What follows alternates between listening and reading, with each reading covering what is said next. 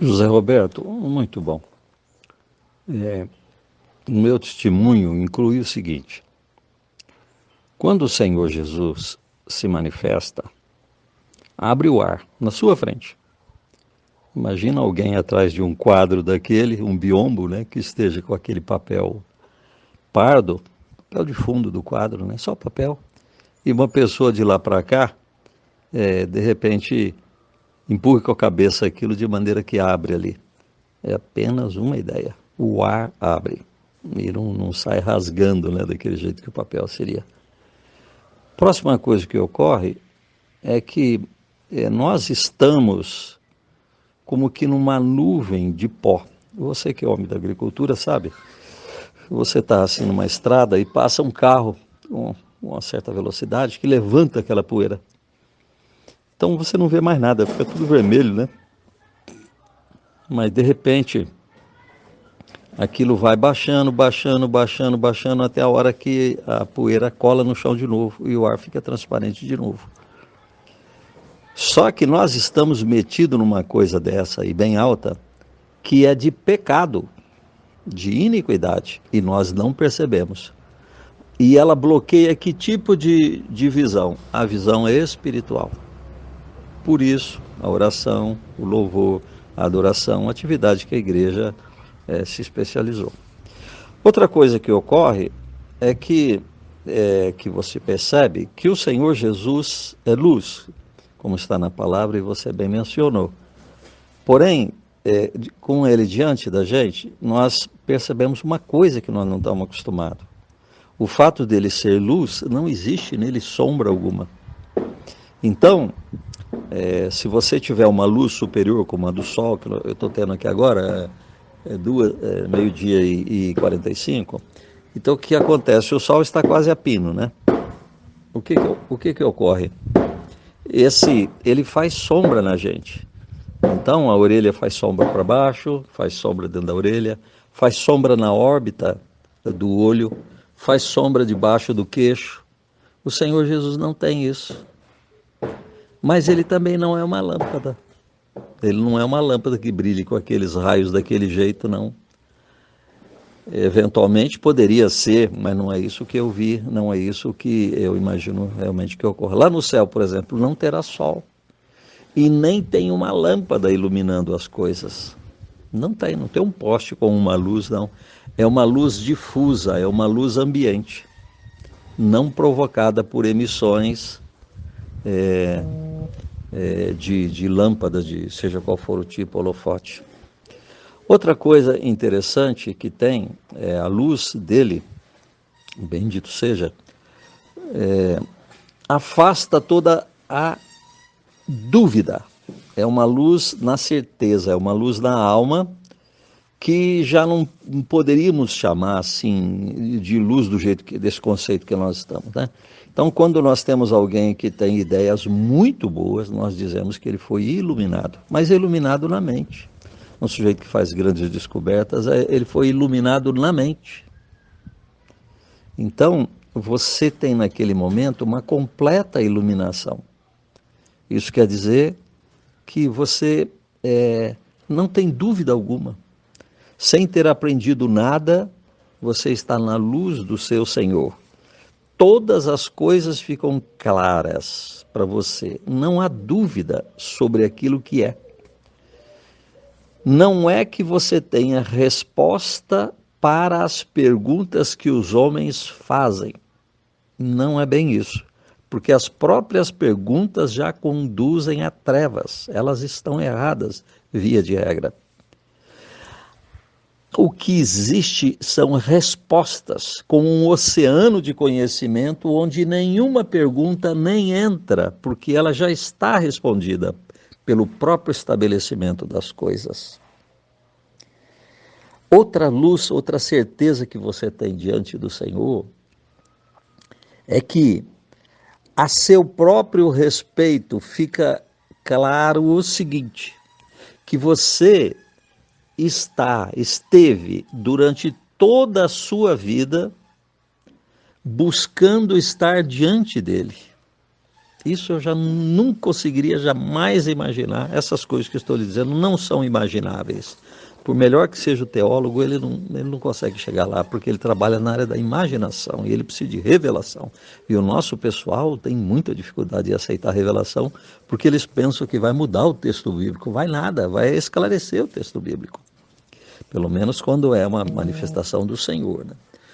Outra coisa, você tem certeza, portanto, de que todo o seu esforço até esse momento era para estar diante dele, mesmo sem saber, quando você estudou lá o seu técnico agrícola, quando você se casou, quando você gerou o menino, quando você, tudo isso que você fez em sua vida, você tinha no fundo da sua alma um objetivo, e esse objetivo era, através daquele esforço, encontrar o Senhor.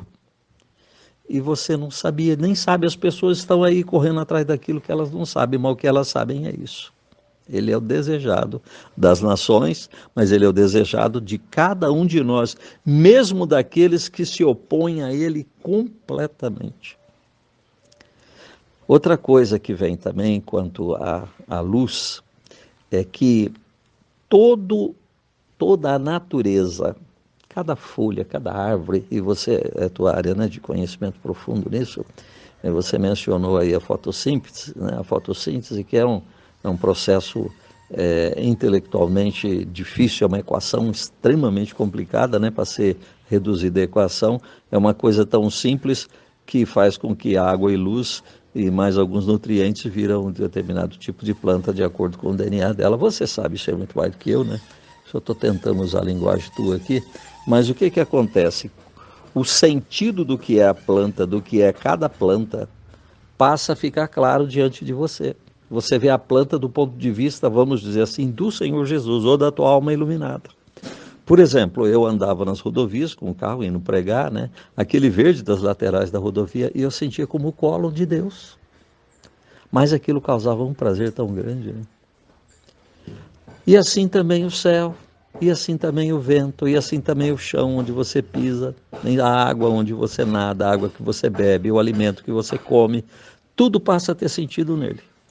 As escrituras podem ser lidas de novo, reinterpretadas. Você diz, agora entendi. Esse foi o meu caso com o Cântico dos Cânticos.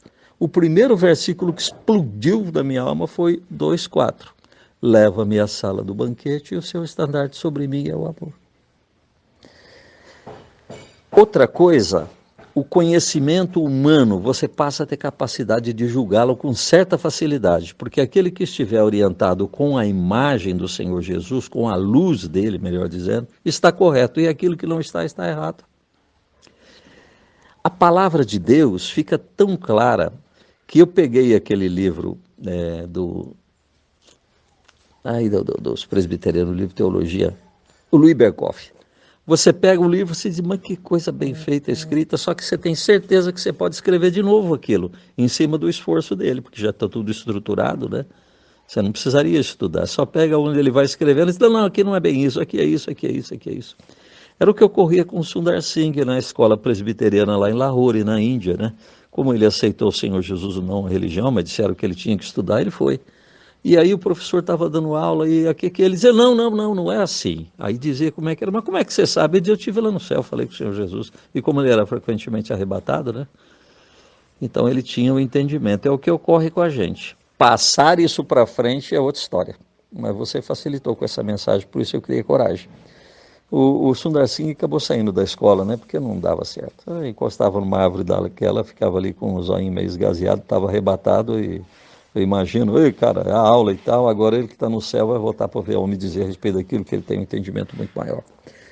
Bom, isso um pouco aí também, essa última frase é um entendimento meu, baseado na minha situação, né? Mas, como diz o Carlos Drummond de Andrade, eu gostei de dizer, é preciso viver entre os homens. O mesmo Cristo que se manifesta lá no Monte da Transfiguração, com Pedro, Tiago e João, desce para enfrentar o endemoniado. Pedro bem que queria ficar lá em cima, mas não, tem que descer.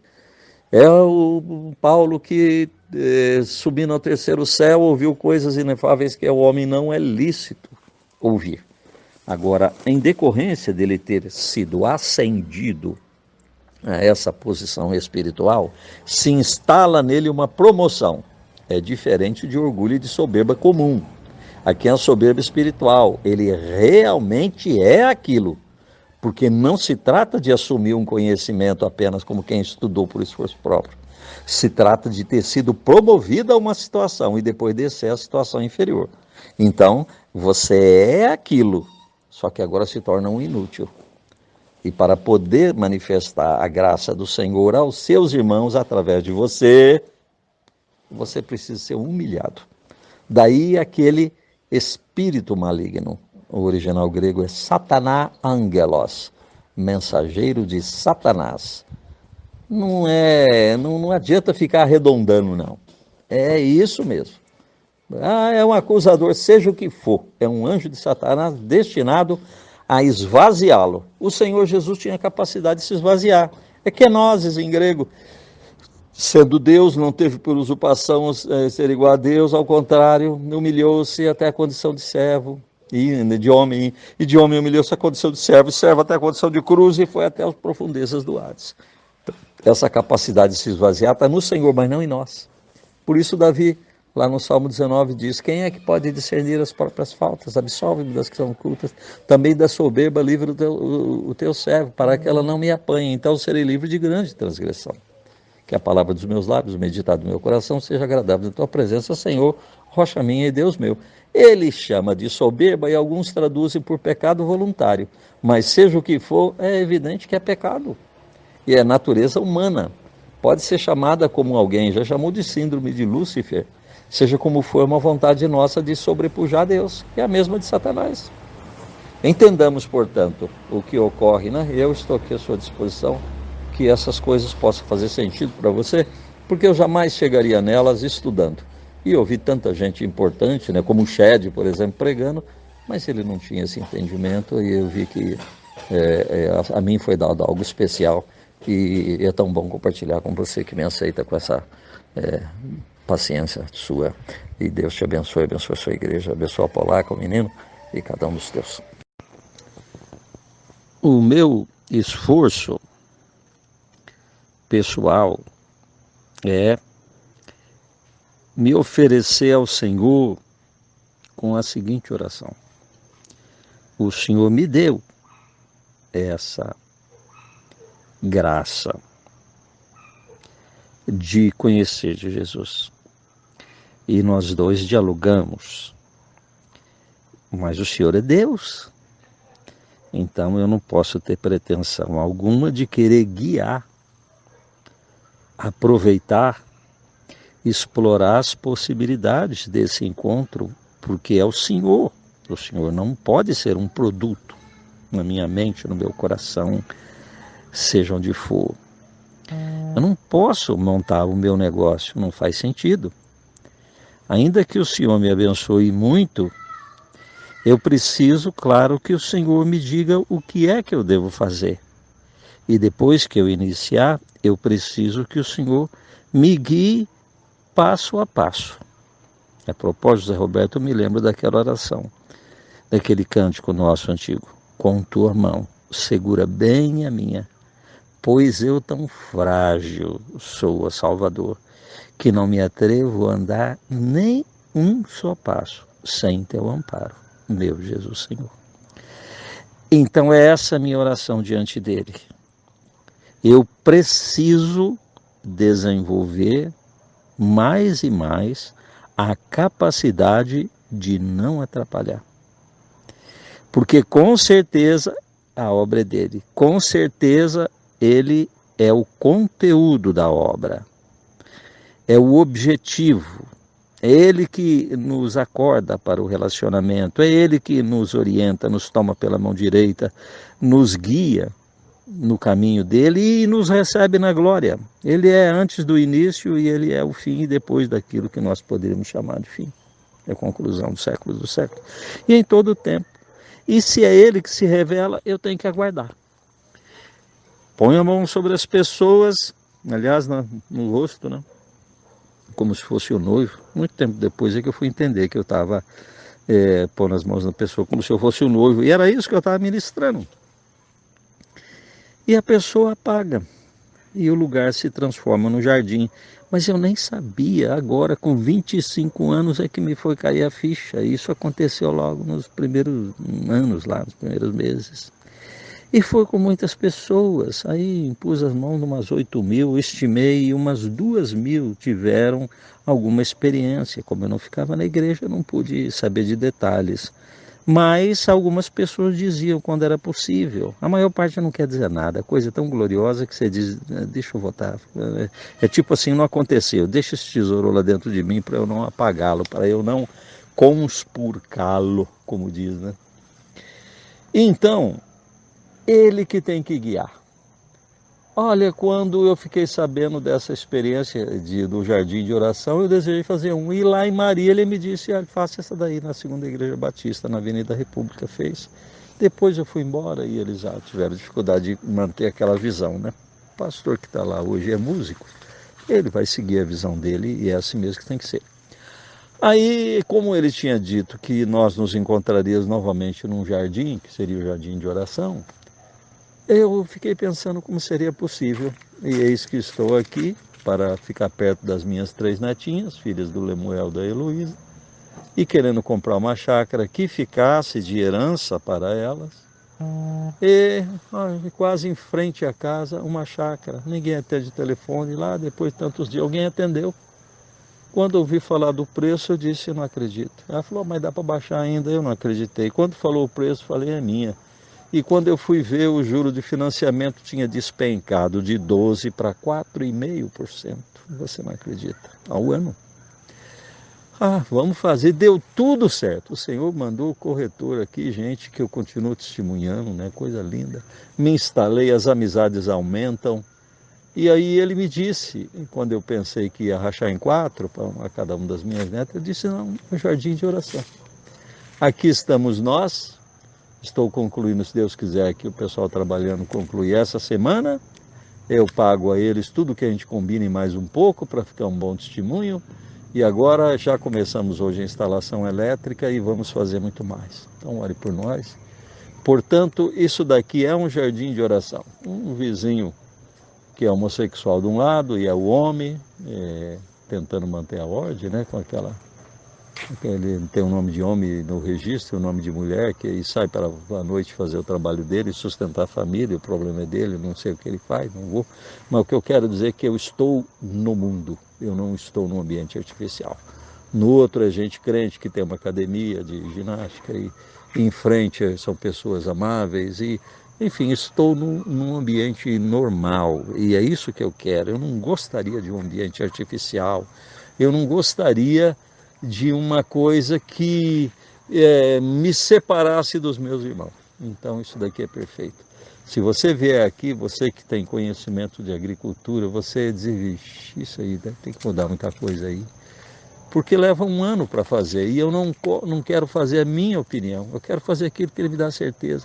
Esse banheiro aqui eu teimei 5 meses, não achava o lugar, até o dia que me veio, é um prédio novo. Está acabando. Olha, não tenho a mínima dúvida que é isso, mas para ter certeza foi 5 meses. E agora com 6, desde quando comprei, e mais um pouco, né?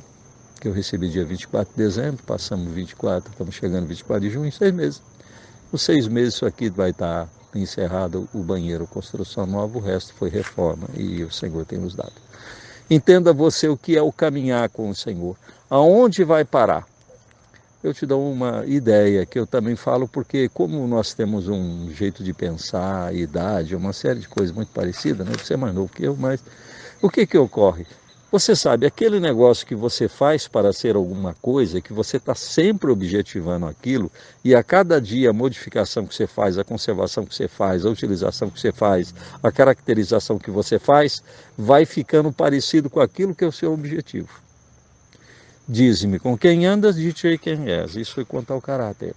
E quanto à construção, se a cada dia você estiver pensando nisso, e a cada dia você for transformando o lugar, um dia ele vai ser aquilo. E se você a cada dia orar, Senhor, faz aquilo que o Senhor quer, não deixa eu atrapalhar, porque o negócio é seu, eu não posso explorar isso economicamente. Então, essa noite, por exemplo, eu estava com dificuldade aqui com o pedreiro e eu achei que alguém colocou na cabeça dele para aumentar o preço, que eu já estou com 1 vez e meia o combinado para ele, que precisa receber, e ele deve ter ouvido alguma. Mas já estava criando dificuldade, querendo mais. Eu digo, acaba, depois a gente vê, depois que estiver pronto, caprichado. Eu passo a noite na caminhonete, que eu durmo bem com esse banco reclinado, né? Reclino totalmente, até encostar no de trás, na cabine dupla. E ali eu fico orando. Eu passo a noite ali naquele conforto e desconforto, vou para um lado para o outro. No outro dia as coisas vêm ao meu encontro, as soluções. Foi o que aconteceu nessa segunda-feira. Então nós caminhamos nesse sentido. Eu não sei se você vem, é um pouco longe, você tem as dificuldades todas, né? Eu compreendo perfeitamente, mas eu tenho mencionado você até nas pregações, aqui que eu estou gravando, nas mensagens, porque você trouxe um estímulo grande, né? Nós temos uma certa, um certo diálogo, uma abertura de diálogo muito boa para mim, sabe? Então, imagino que vocês venham aqui, a caracterização que vocês vão conhecer, ou que está acontecendo aos poucos, vai ser essa. Então eu teria prazer em nem dizer nada, recebo vocês na porta, digo, olha, vocês vão, entra aqui com o carro e nem descarregue nada. Se alguém está com alguma necessidade urgente, estão aí, né, as instalações, mas é do tipo, vai orar direto, para que não haja a condução humana sobre quem entra num lugar desse. É tipo, não acorde o amor antes que este o queira. Então a intimidade da pessoa que tem uma certa expectativa, já se ligando com aquilo que existe, de maneira que a comunhão com o Senhor ocorra em sua plenitude de possibilidades. É isso que eu quero ver. Eu quero alguma coisa, o jardim, que elimine toda a racionalização, a emissão de conceitos interpretativos, não é? Eu me lembro do Guimarães Rosa, ele escreveu Sertão e Veredas, né? Eu não li o livro, mas eu vi algumas expressões dele. Uma delas é que ele era um neologista. Ele inventava palavras novas. E quando disseram isso aí, ele disse não. É que eu gosto da palavra quando ela descola daquilo que ela é, que ela representa. Então, ele podia ter dito assim, eu não gosto de nenhuma racionalização em cima daquilo que a minha alma sente. Eu diria assim. Então, por exemplo, hoje tem um passarinho aí que eu nem sei o nome dele, mas ele canta assim, quibid, quibid. E quando eu era menino, eu saía no meio daquele mato, ouvia esse passarinho e dizia, é um quibid. E até hoje é um quibid. Sei dar quase alguma coisa em inglês, né? Agora, tem um outro que era o carijó, que ele parecia um tipo de um sabiá totalmente carijó, com um canto assim, né? É diferente. Então, para mim, ficou o carijó, porque ele é todo preto, pintadinho de branco, ou o inverso, né? Ali alguma coisa semelhante. Então, é isso. O bem-te-vi ficou fácil, porque todo mundo conhecia, o siriri, e por aí vai. Então, aquela coisa que por si só já emana algo que no nosso modo de falar, de sentir, já vai se expressar, uma onomatopeia, como alguém classifica. Mas eu não queria que usar o termo classificador onomatopeia, eu queria que os irmãos saíssem e fossem sentir no jardim, e para isso ele é preparado. Aqui e ali alguma racionalização, mas é o texto básico de Cântico dos Cânticos, que tem essas características que os nossos comentaristas, dá dó deles, desculpe eu aqui na minha pequenez, né, de um aviador oficial da reserva e com uma teologia especializada em aconselhamento e mais estudos particulares, estou muito longe de um doutorado, um pós-doutorado desses homens, mas quando eu os ouço, eu tenho dó. Eles dizem, desde que aquilo ali é um cântico nupcial para adolescente ficar se divertindo, que é um absurdo, você sabe disso, já tem gente que diz, gente importante que já viu isso. O outro que tomou no sentido puramente erótico, né, como certa canadense que fez uma exposição em torno disso aí, tanto o outro que diz que não entende, porque para traduzir um livro é preciso que ele entenda o que é, e não é possível entender. E cada um deles atribui a imaginações. Ora, eu sei o que significa. É o noivo. É a abstenção da felicidade que vem pela união com outro ser, que é a esposa, e no caso da mulher, que é o marido. É o juramento de castidade da feira, basicamente, da freira que explora isso, ou do padre, com todas as dificuldades que eles podem ter, né? Melhor é o nosso caso, ter uma esposa, geramos filhos e caminhamos. Enfim, eu quero me referir a que Cântico dos Cânticos me foi dado, revelado da parte do Senhor Jesus, e eu conheço o noivo. Então, caso você venha, ou caso haja uma oportunidade de um dia eu ir aí, eu teria muito prazer, né? Nós exploraríamos essas possibilidades, com a igreja inteira ou com um público selecionado, né? Eu propus isso para o Raul Hamilton, você certamente conhece, né? Irmão do Matias Quintela, que teve aí com o Messias Anacleto, você deve conhecer essas pessoas importantes. Ele foi pastor na minha adolescência, agora ele está com 80, né, o Matias, e foi chamado lá pela igreja de Curitiba. É um exemplo para mim, sempre foi. Eu me lembro, o que eu me lembro do Matias? Poxa, foi fazer tanta... sim, do Raul aqui na igreja presbiteriana, na primeira de São José do Rio Preto. Ele é segundo pastor lá, é um pastor auxiliar. E eu passei a mensagem para ele, como eu gostaria de voltar nessa igreja e você me separar um grupo de pessoas selecionadas, maduras, a quem nós pudéssemos comunicar coisas que eu entendo serem superiores no sentido da revelação. Mas realmente eu creio que não jamais aconteceria, porque eles seguiram um entendimento bem racionalizado e eles obtêm conclusões sobre as quais eles dominam. Eu cito como exemplo lá porque eu sou muito grato àquela igreja e gostaria de voltar lá dizendo, olha o que eu aprendi a partir daquilo que vocês me possibilitaram. Porém, eu digo isso para você que também tem essa formação presbiteriana independente, para você saber que essas coisas que são estudadas aí na teoria e que depois de 20, 30, 40, 50 anos eles chegam à conclusão, eles estão apenas na introdução e nós estamos lá adiante. Por mais que alguém da imaginação, hoje eu estou separando assim aqueles que são da imaginação e os que são da revelação, e aí eu vou me colocar entre aqueles que são da revelação, e são pouquíssimos, pelo menos aqueles que têm a capacidade de se expressar, explicar, escrever um livro, entendeu? Porque a maior parte de pessoas humildes ou crianças, ou pessoas em situações de morte, ou muito idosas, e coisa parecida. Então, essas pessoas que são da imaginação, por mais que se esforce, não vai. Aí vem a declaração de Jó, né? Eu te conhecia só de ouvir falar. Então, aí imaginava, portanto, aquilo que os outros diziam, criavam imagens, né, dentro da mente dele. Isso é imaginação. Agora, ele diz, agora, porém, os meus olhos te veem, ele diz, né? Então, eu me arrependo no pó e na cinza. Então, é diferente, é muito diferente. Aliás, e sobre isso valeria a pena conversar muito mais, e eu tenho certeza que a gente vai ter oportunidades, né? Aqui ou ali, é questão de agendar. Eu sei da distância, mas Deus é bom. Eu estou convidado agora para julho, um casamento em São José do Rio Preto, 300 quilômetros daqui, e depois eu estou com um convite para pregar em Paraopebas, lá no Pará, longe, passando por Goiânia. Então as distâncias não são tão grandes quanto nós desejamos. Eu quis te dar uma ideia daquilo que eu tenho, porque eu tenho a impressão de que algo muito bom pode acontecer com você. Isso seria monumental para o seu ministério. E que o Senhor Deus te abençoe, abençoe muito, meu irmão.